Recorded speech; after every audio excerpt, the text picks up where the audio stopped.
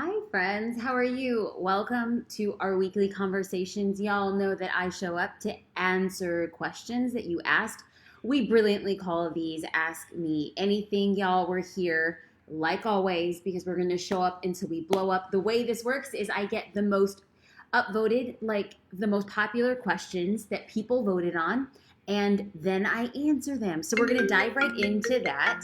And we're going to get into some questions. If you have questions while we're live, please leave them here. Let's dive into Lorna. She says, I'm a Latina, multi-passionate fitness instructor, mom of a toddler, healthy lifestyle enthusiast, and a photographer. She's also a social curator member. So I have a question about the language. Because of my two Instagram accounts, I have followers in Puerto Rico and outside the island, and I'm still deciding about the language. Should I write everything in my first language, Spanish, in English, or should I write my posts in both? That was a popular question. It was upvoted 4 times. And then what I actually should show is that there was a group of people who were talking back to Lorna, and they were just like, well, I think Jasmine's going to say this, and I think Jasmine's going to say that. So let's settle the conversation right here.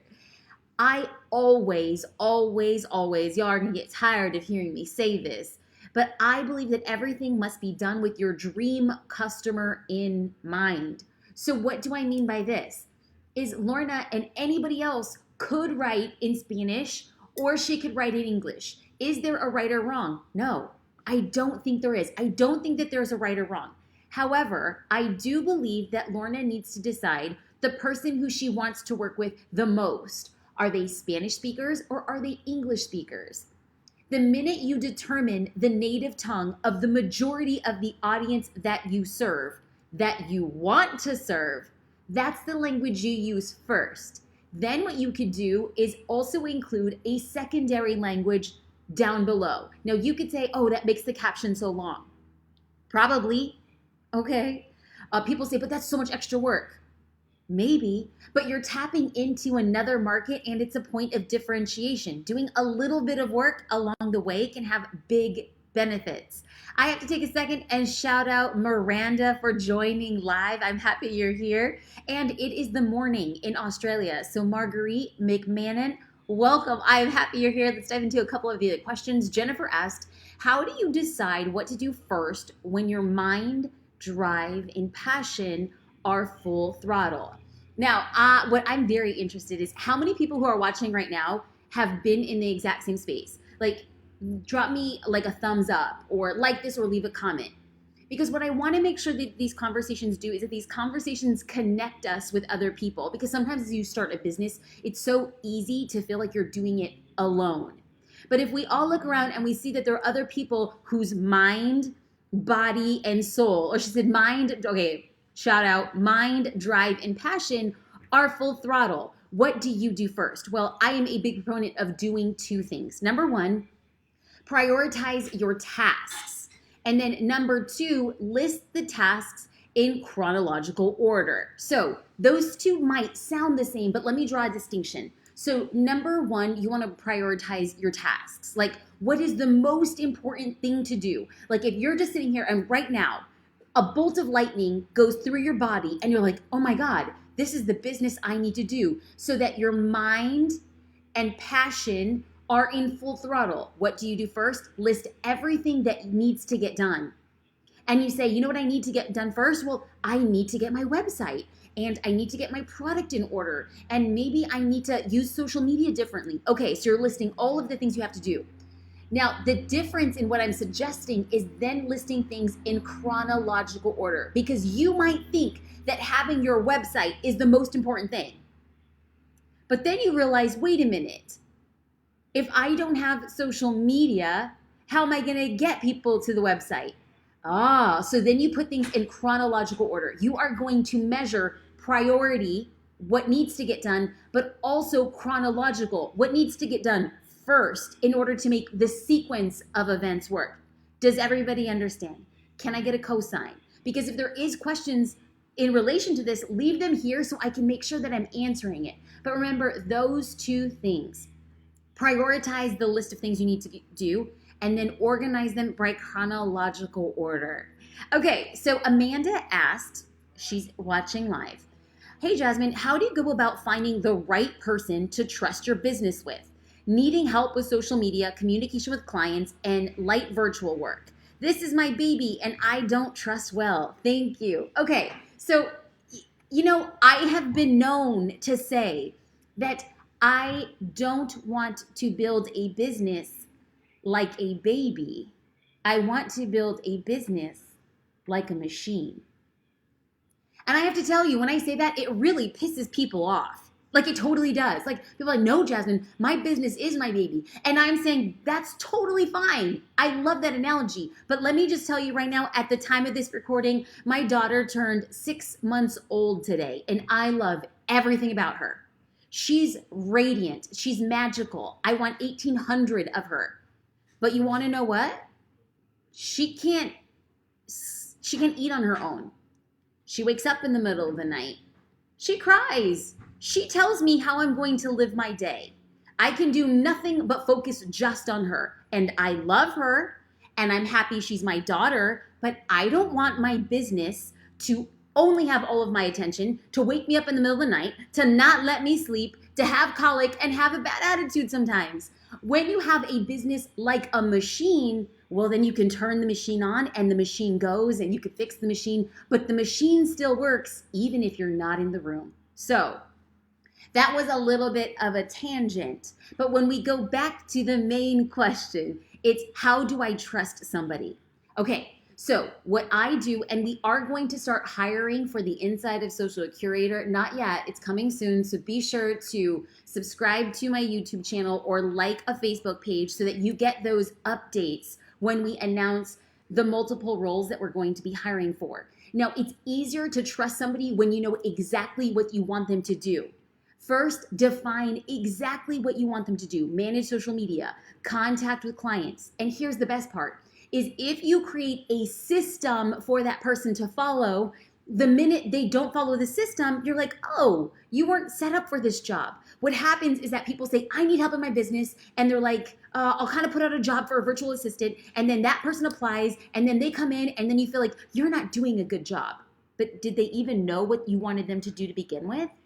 Like, Jasmine, I'm so busy, I can't build out the job description. If you can't build out the job description, you're never going to be able to know who can actually handle that job. So number one, if you're looking to hire, have a very clear role built out for that person. Number two, build out a system. This is how I email. These are my email templates. This is how often I post on social media. This is what I want you to do. Build out the whole system so the minute they follow the system, you don't even have to trust them. You just have to make sure that they're doing the job that you asked them to do. The power resides in you.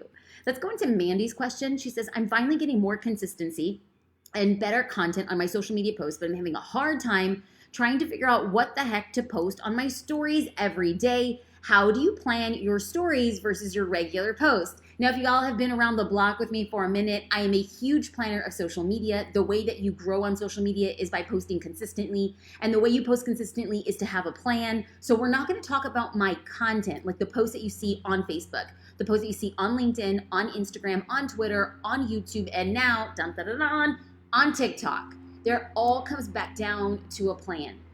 Now, I create a plan for stories, but the reason why I did that is because I always tell people to create a system for everything. You know, it's crazy because Amanda just came on and asked a question and I responded by saying, you need to build a system. And now Mandy just asked, how do you post on stories consistently? And you want to know what I said? Hey, you got to build a system for everything. I know that stories can be overwhelming because you wake up and you're like, oh, I got to post a story today. What do I post today? I'm going to share with you my system for stories. I don't follow it 100% every single day, but I do the vast majority of the time and I make it really simple. Number one, I share my daily post. So all of y'all are quite familiar. I post on Facebook virtually every day and I post on Instagram every day. Well, on Instagram stories, what I'm doing is I am posting on Instagram stories and then I will share that Instagram post 2 stories to tell people that I post that day in case people want to go over and leave a comment and engage. Another story that I'm sharing is personal or behind the scenes. So today was a meeting. Today was a day full of meetings. There wasn't too much behind the scenes of my business to show, but I did go on Instagram stories and I said that today was my daughter's 6-month birthday or 6-month birth month, and so we celebrated by having her drink water today. So I took an Instagram story and I shared that it's like she's 6 months and she's celebrating her water, right? Like we're popping bottles. Baby bottles. I also am posting a helpful tip and also a business benefit. So what's the difference between a helpful tip and a business benefit? Well, a helpful tip could be literally anything that I find helpful, like how to mix a better drink, my favorite knife, my favorite type of, this hummus that I love from Whole Foods. It's cilantro jalapeno hummus from Whole Foods. I think that's a helpful tip. I think everybody in the world needs this hummus. It's about life. Now, something that's a benefit is what I do in my business. Now, your business might not be to, be a business coach to other people, or you might not be a founder of a startup company like myself, but the benefits that you pass to somebody in stories is related to what it is you do. I'm an entrepreneur. I help other business owners, so I'm sharing business tips. So going back to the system is I just want to post on stories 3 to 4 times a day. Here is my rubric. If you follow me on Instagram, you're going to start saying, oh, snap, this is Jasmine's system. Yes, y'all, that is how you show up. All right, let's get into another question. And this question was upvoted 2 times from Carmen. I would like to know, how do you brainstorm your content for Social Curator? Do you now know what November issue will be, or do you have a plan for 2021? How do you set up goals for the next year? Or is it too early to do now? I'm going to cut right to the chase. Anybody who knows me knows I'm a huge fan of 90-day goals, aka quarterly plans. I am a firm believer of building for the future, specifically when it comes to business. I want you to know what you do every quarter of the year. So Carmen said, hey, Jasmine, as founder of Social Curator, do you know what you're going to be posting in 2021? Well, I can genuinely say I have an idea, but I'm not executing on that plan, not because I'm not ready, but because social media changes so much that I don't want to write a marketing plan in July or August 2020 that might not be applicable in February 2021. I need to make sure that Social Curator is on the cutting edge of creating marketing materials for business owners that is in real time. So we have ideas and topics for the future, but we only build out in quarters. So at this point in time, like y'all, if you're in Social Curator, this month we're focusing on how to find your customer on social media. People are like, how do I do it? Well, we have the Social Curator system of finding your customer. Now, next month, it's going to be August. That month is going to focus on how to use hashtags to find your dream customer. But we knew that this was going to be the topic 2 months ago. Why? Because it's Q3. And so as we move on, we know exactly what we're going to do for the quarter, but not anything beyond that. Not because we're not prepared, but because we want to make sure that the content we're creating is fresh and in line. Now, let's just say that you create something that isn't necessarily related to something that changes. Let's say that you are a food blogger. You can create content into 2021 because, your recipes could change a little bit, but food is food, right? So in that regard, there are some businesses that can plan much further in advance. I don't have one of those businesses, but again, it's not a matter of right or wrong. It's a total amount of personal preference. Now, if you're at a point where you're like, you know what, Jasmine, I really want to create quarterly goals, or how do you create your quarterly goals? I'm going to share a link to a free guide that walks you through exactly how I do it. JasmineStar.com/productivity. Paige is here on the call. What is this, a call-in show? I'm on my laptop in my living room. This is not a call-in show, but JasmineStar.com/productivity. It literally walks you through how I plan my year, but then how I set my quarterly goals, and then how I connect the steps to get there. If you find this helpful, let me know. Okay, remember, ask your questions here. I show up every week to answer your questions. Frankie Dara. Girl, it is good to see you, Frankie. She writes, how do you manually post across all your platforms? How do you personally batch your content? Charts for days. You know what, Frankie? Let me tell you, I wish I was organized enough to have charts for days. The truth of the matter is that on the inside of Social Curator, we created a staggering system for content, and this is what I teach business owners. Right now, I stagger my content without sheets, but because there's a system. Y'all, like, can we just have a shout out? Because how many times, I think every time I say the word system, somebody needs to take a shot. I said create a system for everything. Y'all, we have a system for staggering our content. Now, the only reason why I'm a huge proponent of creating systems to begin with is because business owners, I don't know about you, but I legitimately wear 87 hats a day. Today, I am wearing a beige hat, but like 14 times today, I wore the hat of a marketer. I wore the hat of a CEO. I wore the hat of a homeowner. I wore the hat of a mom. I wore the hat of a department manager. I wore the hat of a customer success rep. Like, this is what we do in our business. And if we don't have systems, we get tired, stressed, overwhelmed, and then we end up resenting the very thing we wanted to do to begin with. You're like, wait a minute, I used to love this and now I hate it. Yeah, because there's no systems in place. So I stagger content.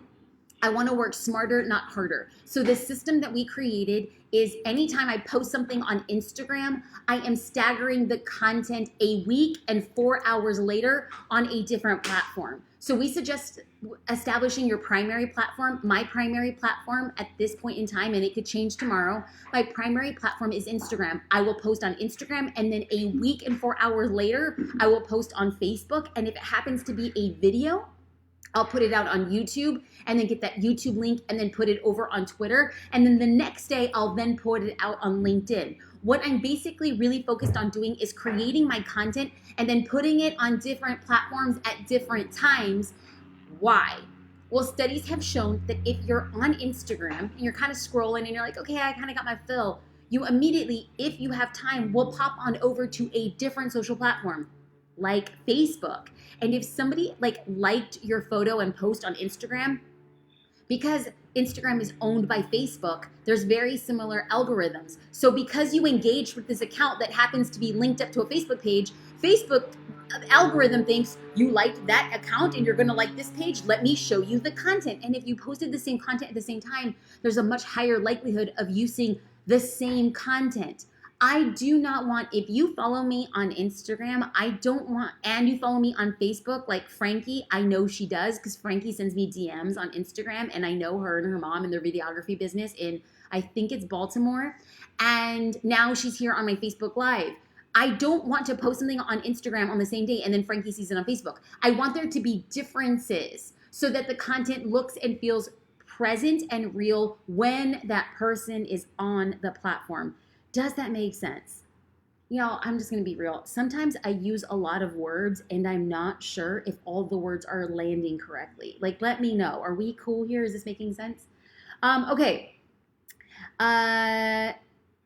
Generous, how long does it take your team to absorb your brand language, and what can you do to help that along? So here's the thing. When people come on to the Social Curator team and they create content for Social Curator, for podcast, for anything along that nature, and anytime you want to bring somebody on to manage your emails, your calendar, your podcast, you have to make sure that they understand what your voice is. Not the pitch of your voice, but things that you say. I would recommend, you guys, I wish I could show you my screen because just a couple days ago, we came up with a copywriting guide. What are things that Jasmine says and what are things that Jasmine doesn't say? And what kind of references could you make? So I had a conversation with our two copywriters and they took notes and I reviewed the notes. And the notes were, I literally read them out loud to my husband and business partner. Jasmine doesn't like to cook, she doesn't like to clean, and she doesn't really watch TV.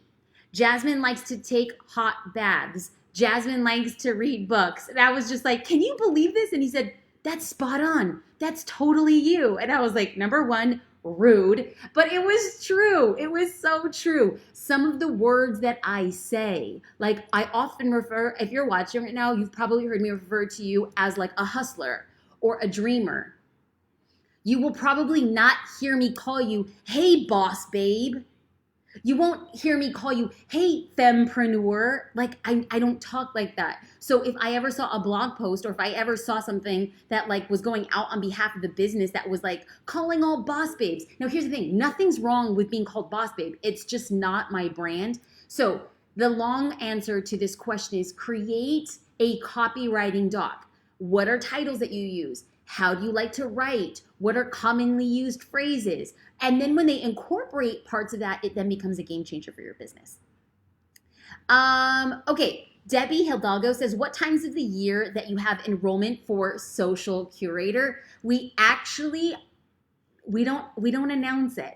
We don't announce it. We do have a wait list. If you go to socialcurator.com/resources, you sign up for the wait list, but guess what? We give you photos, we give you captions, we give you like literally a free social media marketing kit just to get started and wait until enrollment opens. We really want to make sure that all of our attention and focus is on our members. That's going to be the game changer. Like right now, I'm going live on Facebook and people are like, well, Jasmine's live on Facebook. Like, why would I join the group? Well, number one, you get the resources. And then number two, I do coaching in the group. I don't do public coaching. I also do weekly check-ins. We also bring in guest contributors. There's a lot of differences. And I want to make sure that if we ever open enrollment, I want to make sure that the whole entire group is at a good place for us to bring in a new batch of people. You got to take care of your people, right? Shout out to that. Thanks for asking. Again, socialcurator.com/resources. Madison asked, I feel like my dream customer is on Facebook, but not on my page. How do I connect with them since posting seems not to be getting a lot of engagement? Madison, I want you to join Facebook groups that allow you to use your page as your profile instead of your personal account. I hope that makes sense. If I join a Facebook group, the moderators of the group, the people who own the group, they can allow people to interact on behalf of your business page. I can't tell you when I go into groups and I interact on behalf of my business page and not my personal page, it's such a powerful thing because then people get to understand who I am, what I do, and how I interact. It makes my business so much more real and understandable to people in the group. So my advice is if your dream customer is on Facebook, join groups, and join groups on behalf of your business page. If you cannot find a single group that allows you to interact with your Facebook page, you can modify your personal profile so that all of your contact information points to your business page. So I'm just going to be real with you. I have a personal Facebook account. I don't use it. I don't use it because I don't want people to get confused with why they should follow me. I have a personal account because I needed a personal account, but 100%, well, 99% of what I do on Facebook is coming on my business page. So I don't want people to send me a friend request because I can't take any more friends on Facebook, but the business page can grow. So if you go to my personal profile on Facebook, you will see that everything points to the business page. That's just it.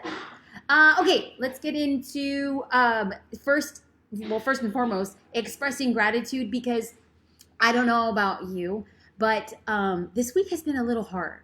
I actually got on this, right before I got on this call, I turned to my husband and my business partner and I said, I feel very tired. Like I feel very, very, very tired. And I don't mean like tired like I didn't get a good night's rest. I feel like I'm tired with everything that's going on in the world.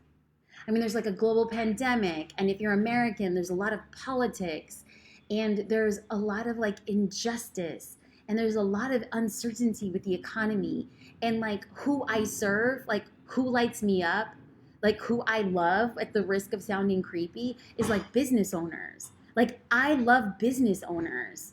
If you're here right now at the risk of sounding completely inappropriate, I freaking love you. On the days that I'm like really, really, really tired and I'm like, I don't know if I want to go live on Facebook, but I made the commitment. I just want to give a shout out to anybody who's showing up for your business when you feel just as tired.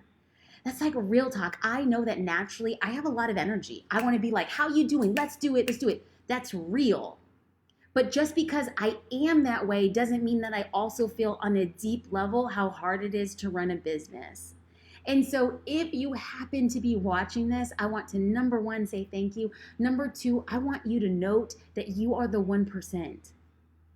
There are so many people in the world right now that don't have an internet connection. They don't have the time or the luxury to watch this chat. They don't have the health to watch this chat. They don't have the support from their friends or family to watch this chat. So the fact that you and I are here right now, and if you put your hand over your chest and you feel your heart beating, you're the 1%. So regardless of how tired I feel or regardless of how tired you feel, the minute we acknowledge how much gratitude for what we have, it then becomes enough. Every week I show up to serve and serve you well. I hope you have a great week. I will see you next week as we do a Facebook Live, and I hope that I am not as tired then as I am now, but if I am, I will still keep pushing forward, because when things go down, entrepreneurs turn up. Can I get an amen? Y'all, I hope you have a great day, a great week, and take care. Stay healthy. Wear your mask.